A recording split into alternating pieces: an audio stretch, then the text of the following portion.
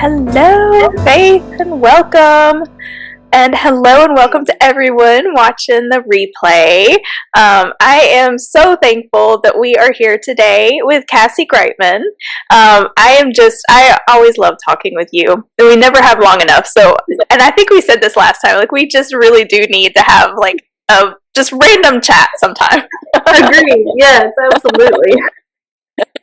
Oh my goodness. Well, we're going to just jump right in. So I sent her a few questions earlier. I'm sure that Faith has some great questions too, and I'll try to look back to if there were any other questions that were posted at any point in the Facebook group. We can pull from those as well. So yeah, we're just gonna grill you tonight. Sounds good. I'm ready. Awesome. All right. Well, as you can see, this is Storm of Magic. So this is her featured book for this summer. And the first question that I have for you is specifically about that. So Storm of Magic kicks off a new series. And I'm curious, and this was a Facebook question, is this series connected to your others? And then I would also love for you to share a little bit about each of your books or series and what makes them special to you. Okay. Well, yes, actually, all of my series are interconnected. So you can read them all separately, but you get more out of the world if you read them all in a certain order. It doesn't have to be in order, but again, you'll understand a little more of the background if you do read them that way. Regeneration would be the first one in the world to read. And then I have Orcus Fled, which is a different portal series. And so some of the magic in that world comes into play in the Penchant for Trouble series later on in the series. And then, of course, Shadows of Chaos, which takes place after book 4 in the Penchant for Trouble series. And kind of some of the disasters that happen in book 4 of that series set off a chain reaction throughout the whole world. So this is someone else dealing with that chain reaction that was caused from the happenings in the other book. So I have not read the Orcus Fled book. Yes. Okay. So is that just one or is that a series as well? It's just one with a series planned out. Okay. Yeah. So you know how it is. You have a lot more ideas than you do have time to write them all. Yes. Yeah. I completely relate to that. Yeah. Oh my goodness. All right. Well, next question that I have, what or who was the inspiration behind, and you can tell me if I'm saying the character's name right, Jalanovsky, okay, good. Your rookie main cop character in Storm of Magic.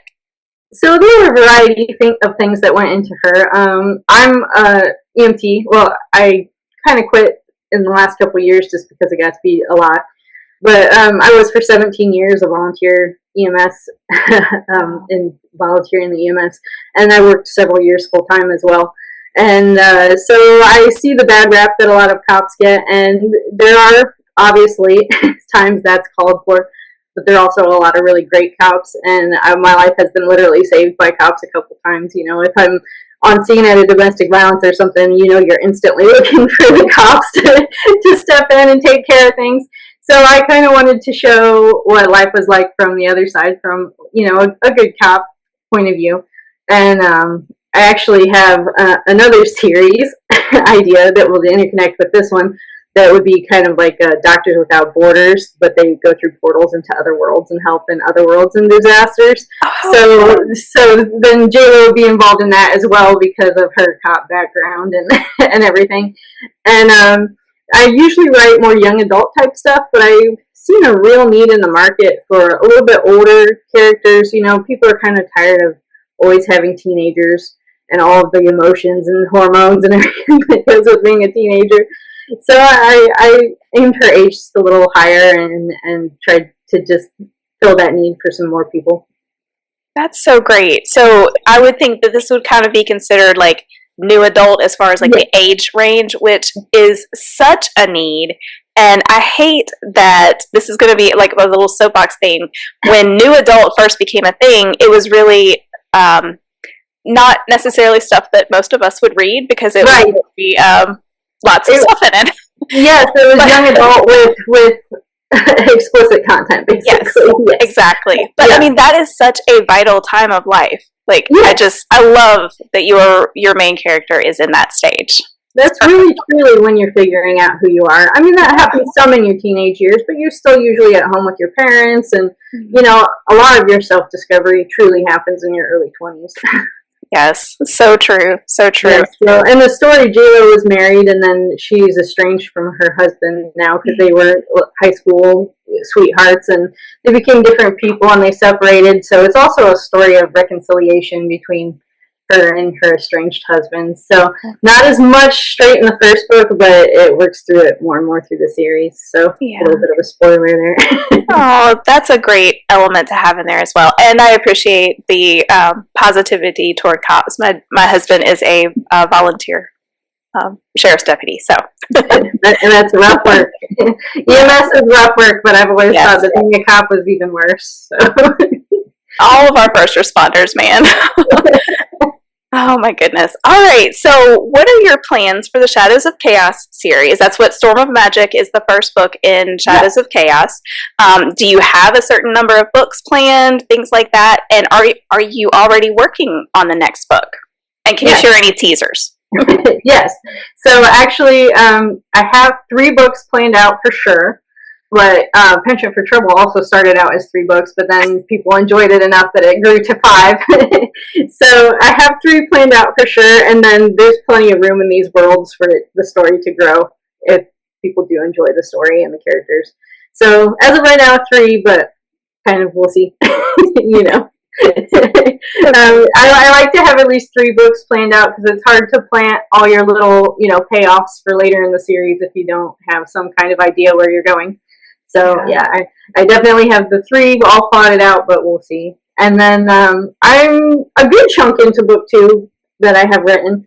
I'm a little behind the schedule that I would like right now, just because I've been writing vertical movies for a movie app, and so I've actually am allowed to announce now that Regeneration will be one of their movies coming out hopefully this fall.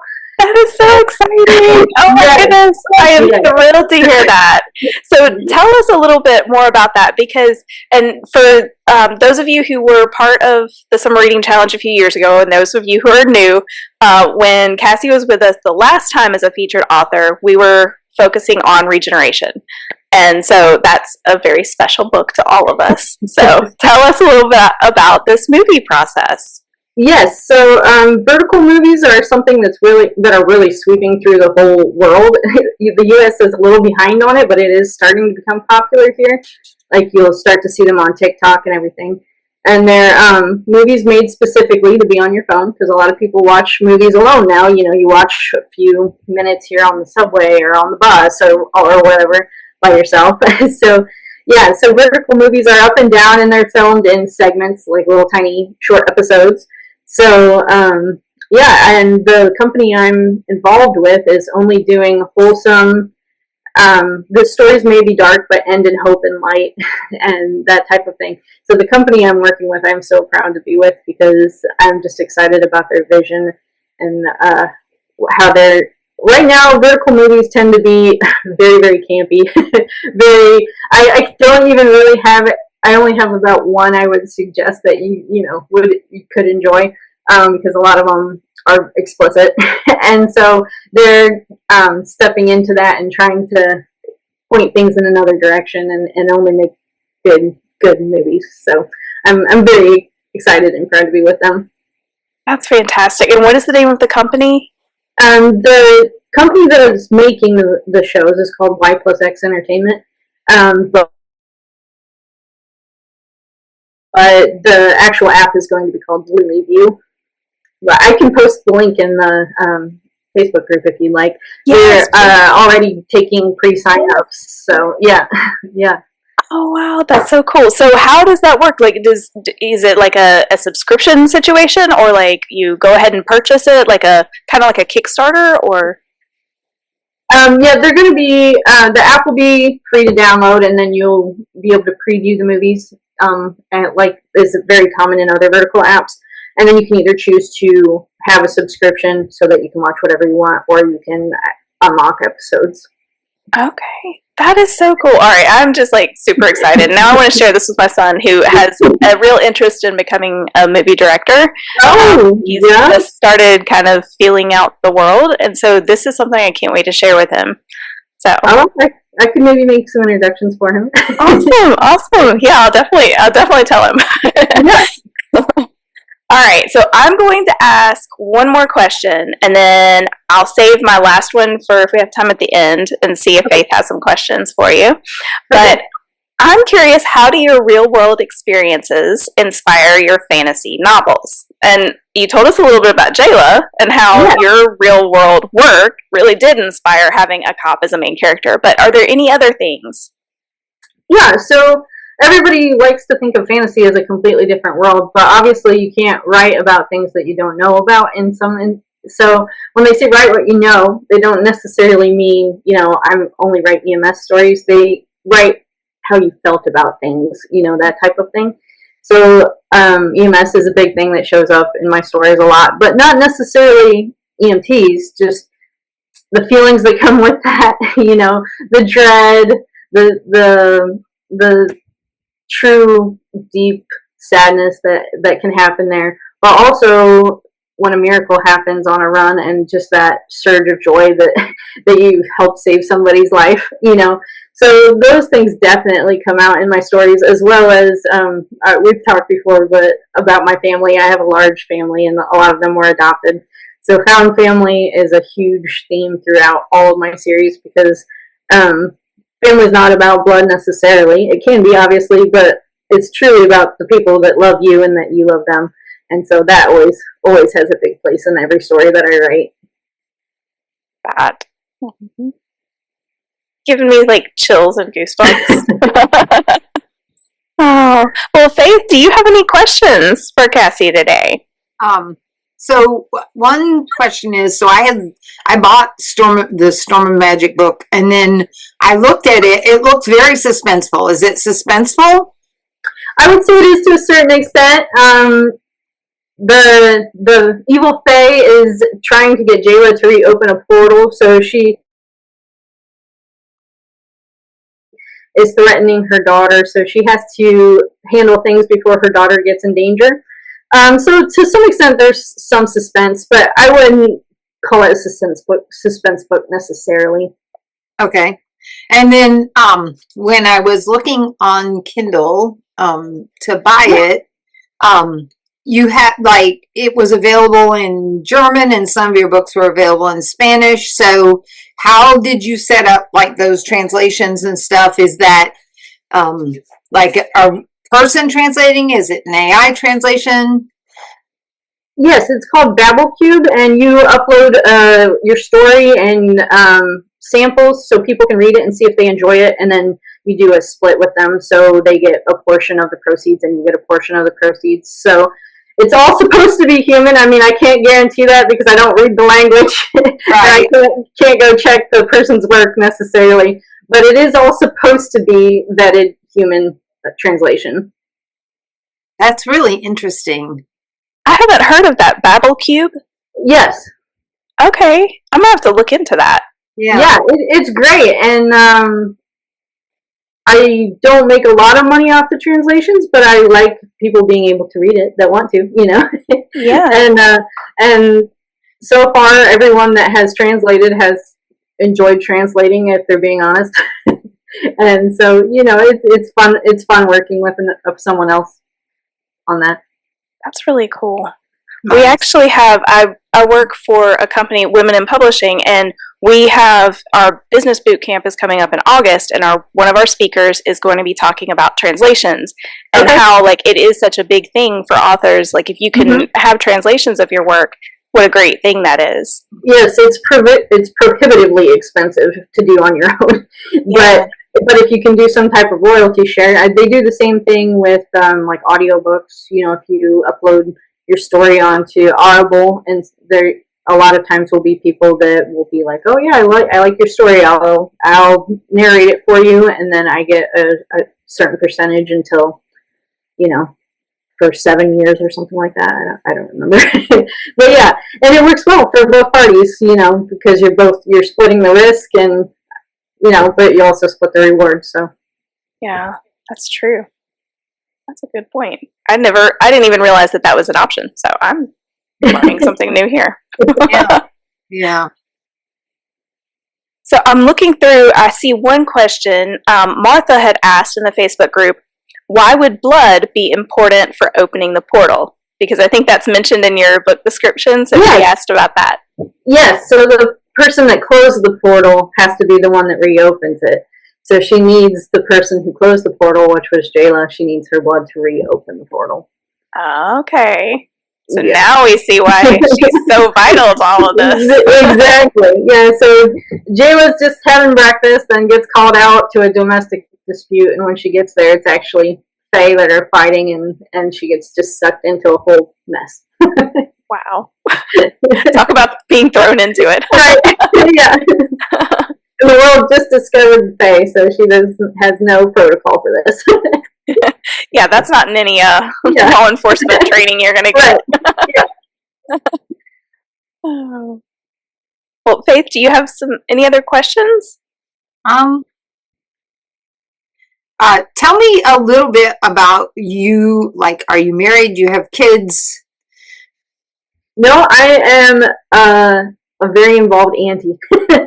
I have lots of nieces and nephews, and so I do that a lot. And then I run a boarding facility for horses, so I've got 34 horses that I take care of. So they're not human children, but they're definitely toddlers.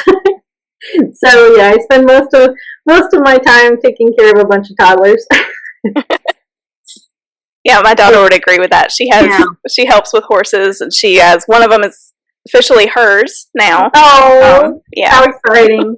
Yeah, I was told once, you basically run a daycare center. How you clean up after them, and you feed them, and you make sure they don't fight. And I was like, yeah, you're right. Actually, that's pretty accurate. So do you have like regular time that you set aside to write? Like, how do you find time to write? I usually get up early in the morning because it's much easier for me to do some work while I'm fresh than it is by the time I get in at night and I'm wiped out. So I try to get up early and do it before I head out in the morning. And do you try to write like 5 days a week or? Yes. 6 days a week is my goal. I take Sundays off for family time. But 6 days a week is my goal, and that goal can vary. Some days it's just make sure I'm in the story so I don't forget what I'm doing. So some days it might be 500 words, and then other days when I'm less busy out in the barn, it can be quite a bit more than that. So, I'm curious, what's the most you've ever written in one stretch? 7,000 words. Nice. Yeah, 7,000. So not impressive compared to many people, but for me that was a lot. That's awesome. How about you? Well, I don't know. The only time that I really had an impressive number, it was during NaNoWriMo, and so it was not like your typical number of hours. It was like I was staying up all night. So I don't think I can count that. That's I'm always afraid to be like, 10 or whatever, because there are special occasions for that. But but on the norm. Yes. Yeah. So do you have, because you mentioned that there really is a perfect order to read all of your books. Do you have that listed out on your website somewhere? It's on my Facebook page. On your Facebook page? Yes. Yeah. I think it's on the website, but it's been a little while since I've been on there. I know, I feel you. And I was supposed to be speaking about author websites, and I'm like, oh boy, I really need to get mine. I need to practice what I'm supposed to be preaching here. Some things just kind of fall by the wayside when you only have a certain amount of time. Exactly. Oh, goodness. All right. So this is a question, my last question on my list. And then I think we can probably come up with a few more questions just about your writing and how the process goes and all of that kind of stuff. But this question comes from a panel that I was on. And when she asked us this, I just thought, this is the coolest thing. So what is a question that you wish someone would ask you about either you or your books or your writing or anything like that? I think a great question is, what is author life really like? Because a lot of people think it's, oh, you sit at the keyboard and you write, and then you put your book up, and then you make so much money, and then, you go to conventions and just have a good time. And the truth is, most authors have a second job, if not three jobs. And most, only have a short amount of time they get to write, and sometimes that time is spent sitting there staring at the screen, So it's a very enjoyable job, but it is still a job, just like any other job, where some days you really don't feel like it, but that's what you do, is you go to work. That's true. I like what you said about how sometimes, like, your session may just be you getting back into the story. Yes. That was encouraging for me to hear you say that, because I think sometimes I just need to do that. Like, even if I only have a few minutes, that's enough for me to just remind myself, this is where my characters are. This is where I need to go, because there's a lot of that percolation, like what's going to happen next. That happens between the sessions of actually sitting there. So yes, that's one thing I enjoy about my more physical job, is that I get to sit and think the whole time I'm out there working. So yeah, and even if it's not necessarily conscious thought, I can tell that, oh wait, that makes so much sense, and all of a sudden I'll have an idea, and I know that I was sitting there thinking about it, even though I wasn't consciously thinking about it. yeah. So where do you get, like, your best ideas? Is it while you're at the barn working, or are there other places that are really good? Usually in bed at about 1 in the morning. And then I read myself a note, and it doesn't make any sense in the morning. But nowadays I have a voice recorder on my phone, so I leave myself actually more detailed notes. Oh, that's good. Yeah. Yeah, the shower's a good one too, when I'm relaxed, But of course, there I can't make myself a note either, so. I know they have, like, the shower boards, and I keep saying I'm going to get one. I, like, plotted out an entire book series in the shower. I was so excited. The water was freezing cold, and I was like, dang it, I need a pen and paper, and I get out, and I'm like, I don't remember half of what I found. Right? It's so frustrating. And you never get that back. Sometimes it's like, oh, well, I'll remind myself. I'll just start where I, started last time, and I'll end up in the same place, and you just don't. Yeah. Oh, my goodness. Oh, Faith, do you have any other questions? I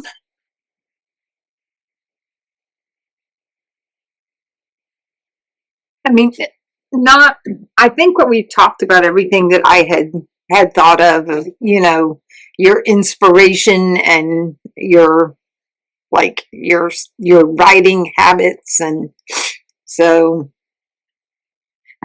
I'm curious, like, when you wrote your first book, was Regeneration the first book that you actually wrote? Or no, what was the start? I actually wrote 3 books before that. Okay. Your practice books. Yeah. And they were 3 full-size novels that I wrote before that. And I've kind of cannibalized some of the ideas from those, because I know they were not good enough to publish by any means. And when I've gone back to look at them to see how much work they would be to make it publishable, I'm like, it would almost be easier to start over. So some of the ideas I have cannibalized from those books, like the one ability that Trish ends up finding out that she has later on in the series, a girl had in one of the books that I had wrote before I wrote Regeneration. And it was actually interesting, because I had tried to get an agent for that book when I was younger, and the one guy said, this isn't quite ready, but I want you to know that this is the most unique ability I've seen. Like, it's not, Superman, where he can't be shot by bullets and he can fly, or, he's like, I haven't actually seen this ability in any other books, so kudos. And I was like, wow. So that was a really great note to get, even though I wasn't ready to publish yet. So I used that for Trisha later. Oh, that's fantastic. So who is your greatest encourager in your writing? Like, one for you? Yes, either one of my two closest sisters or my mom. They're kind of all in the same little basket. They are wonderful for me. They Nice. make sure that I have time to write. They try to run interference for me so people aren't knocking on my door asking me for things when I'm trying to work. And yep, they're wonderful. That's awesome. My grandma loves to be very supportive, but she's also not into fantasy whatsoever. So she'll ask me and sit there and nod and smile. She's so sweet and cute, but you can tell that she's not interested in the subject matter, but she's interested because it's me. That's a sweet grandma. It is. She's wonderful. Oh. Yeah, so I'll propose this question to you, and I know that I have some resources on this, and I need to find them. We were having a discussion in our book club about fantasy and reading fantasy as a Christian, and some Christians are a little hesitant toward that. And so, what would you say to someone who is a little unsure about reading fantasy, who is a Christian and all of that? Yeah, so a lot of my line comes back down to, like, where does the magic come from? If it's like in my books, people that have magic are from different worlds and they come through a portal and they have magic here. Humans do not have magic in my books, which I don't necessarily think is wrong or anything like that, but it's where the magic comes from. So, like, say you have a witch that, she cuts somebody and uses their blood to make a hex or whatever. I don't like that because that is accurate to real life. I would not write that personally because that is something that people do, So to me, something that would be evil in real life, I would not use in my books as good. Does that make sense? Right. So, yeah. So, like, even movies that I watch, I'm uncomfortable watching. Like, I'm not a horror fan by any means, but I'll watch, like, psychological thriller type horror, some, like, but I'm not interested in things like The Exorcist or things like that because I do believe demons exist, and so I don't really like to watch movies where that is a thing. So that is my personal line, but I do believe that in the Bible it says that everybody's line is in a different place, and that's okay, and to let everybody be, basically. So whatever your conviction is fine for you. That does not offend me in any ways. I have had people that are like, no, I won't let my kids read your book because there's magic in it, and I'm like, okay, that's fine with me, whatever. If that's how you feel that you are called, no problem, But so it kind of comes down to just, the source of the magic to me. Yeah, that makes a lot of sense. I really appreciate your I like here. that. Yeah. So I wasn't the one who originally asked the question, but, like, when my kids were coming through, of course, the question was the Harry Potter books, and if you're in a really conservative group, they're like, oh no, you can't do Harry Potter, and they're like, it's too much like real magic, and then when the height of it had kind of passed, I read this article and they said, like, it's really a good against evil, and like I had even heard people say, oh no, they're using real words for spells that real witches use, and I'm like, no, they're not. I mean, somebody studied a little Latin and, made up some nice words. And, but then someone else pointed out to me that, like, Harry has the scar, that, like, protects him from evil. And the whole thing was his mom's sacrifice for him is what protected him. And they were saying that is, like, how we are covered by God's love that protects us from evil. And so I thought, so I told my kids, you can read these, because I was like, let's talk a little bit about it, and so then after that was my go-to on everything. So, like when the Hunger Games came through and stuff, there are all these people like, oh, you can't let your daughter read Hunger Games. And so I just read them with her and talked to her about it. And, and because I just thought, really, like, I'm with you. Like, I won't read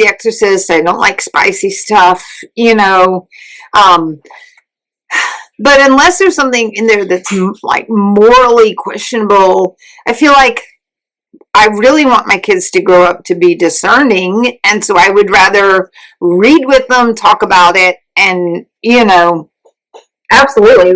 There's a case to be made for reading basically anything if you're looking at it with a discerning spirit. yeah. As I was growing up, my dad made me read everything from every point of view so I could understand my own point of view better. I mean, I even read Mein Kampf that Hitler wrote because he wanted me to read everything so that I understood, why I believed what I believed. Yeah. So I think that, what you say there is very, very accurate. But that Harry Potter question, really changed, really a key aspect of my parenting, of what would I let them read? What would I let them watch? Because I was like, okay, if we're reading it and we're analyzing it, then and obviously there's some things that are just off limits, but but then one of my daughters loves anime and stuff like that, and so she would come to me with all the reviews or all the stuff, and she would say, now it has this and it has this, and and so I was like, okay, so to me, a little bit of violence and gore is not so bad. Whereas if it's sexual or some of that stuff is literally, it's like borderline pornographic, the way it's drawn. I'm like, I feel like that leaves images in your mind that are just hard to get rid of. And I don't want you to have those images and fight with them. Whereas again, if it's a good against evil thing, that's real life. That's, and I sort of feel like it goes back to, is it like C.S. Lewis, who said that one day you'll be old enough to read fairy stories again, right? That that there is something about this good against evil that we read in our stories, and it gives us, sort of an understanding of what's actually happening in the world. So yes, and like in Harry Potter, again, you're either born with it or you're not. Sure, they use spells to do what they want, but they have that magic in them, or they do not have that magic in them. They're not off doing some type of ritual or anything to get that magic. So, one of the things that I loved in that series, and I talked to my daughter about, was at the beginning, he's really a bit of a jerk. I mean, he's a little bit selfish. He's, and you really see his character grow. And it's this is kind of cool to see that she had that arc, the Bildungsroman thing, that she arcs through the books, and you see him becoming less self-centered, and that he's not just frivolously doing things. And so I mean, I know that she's not a Christian, but I feel like some of the principles that are in the books could be a biblical principle of, I agree. I think that we grow up in a Christian culture that some of that just translates automatically, whether you are a Christian yourself or not. Yeah.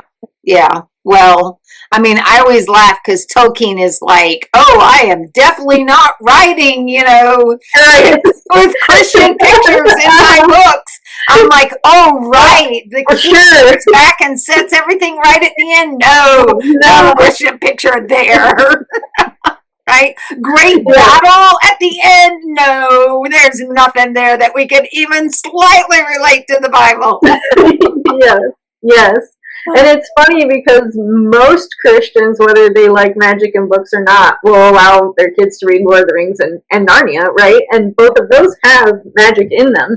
But people will argue that, it's portrayed as evil, the White Witch, but there's also Father Christmas who has good magic, so. Oh, that's true. Yeah. So, and you have the elves that have all types of different magic in Tolkien's work, they don't necessarily call it magic, but they have magic. No, and that, I mean, and I think people just allow those because it's Christian authors, and I'm like, You just can't you can't just do that. Oh, they claim to be a Christian, so the book's okay. Like, Yeah. you need to go to the work of a Christian author with just as much discernment and thoughtfulness as a non-Christian author. You know. Absolutely. Yeah. Absolutely. So I'm curious, are you working on anything new that we don't know about? Any other series that are coming off of these? So I tried very hard to stay focused and get something done. But you know what it's like when you get a million ideas.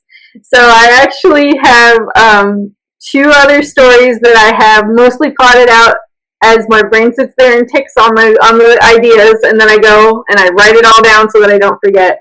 So they're not necessarily written. Well, there's most of a first draft of I have a gladiator story set in a fantasy world, and he was taken from his home to be a gladiator, but he refuses to kill people if they have said, you know, I surrender. If they surrender to him, he won't kill them.